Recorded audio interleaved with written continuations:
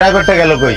বাবা, পরীক্ষায় তো সবসময় আমার নামায় দিয়ে আসছে, আজকে শেষবারের মতন কও না, পরীক্ষায় যেন আমার নামায় দিয়ে আসছে।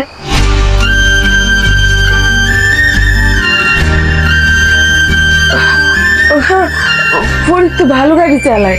ফরিদ বাবা, তুমি আজকে ওরে দিয়ে আসো, রাইত হয়ে গেছে, বাড়ির একজন সঙ্গে থাকা ভালো, তুমি যাও সাথে।